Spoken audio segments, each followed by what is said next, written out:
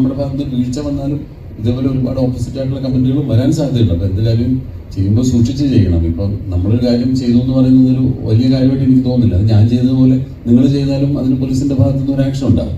കാരണം അതൊരു public nuisance ആയിട്ടാണ്. അപ്പോൾ അതിൻ്റെ താഴെ വന്ന എല്ലാ കമൻറ്റുകളും അതിനനുകൂലമായിട്ട് പറയാൻ കാര്യം അത്രയധികം ഒരു പബ്ലിക് ന്യൂസൻസ് ആയിട്ട് ആളുകൾക്ക് തോന്നിയതുകൊണ്ടാണ്. അപ്പോൾ ഞാൻ പരാതി കൊടുത്തതുപോലെ വേറെ ആര് കൊടുത്താലും ഇതേ നിയമ നടപടികൾ തന്നെ ഉണ്ടാവുമായിരുന്നു.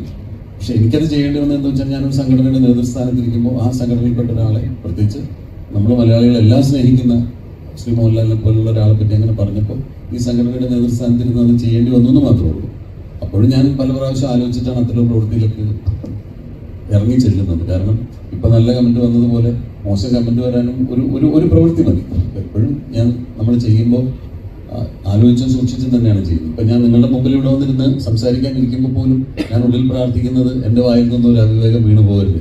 കാരണം അത് വീണാൽ അത് റെക്കോർഡഡാണ്. അപ്പം അത് നമ്മൾ പറയുന്നൊരു കാര്യം മറ്റൊരു രീതിയിൽ ആളുകൾക്ക് എടുക്കാൻ അല്ലെങ്കിൽ വേറെ രീതിയിൽ ഇൻ്റർപ്രിറ്റ് ചെയ്യാൻ പറ്റുന്ന രീതിയിൽ പോലുള്ളൊരു വാക്ക് പോലും എൻ്റെ വായിൽ നിന്ന് വീഴരുത് എന്നുള്ളൊരു പ്രാർത്ഥന കൂടിയിട്ടാണ് ഞാൻ നിങ്ങളുടെ മുമ്പിൽ സംസാരിക്കാനിരിക്കുന്നത്.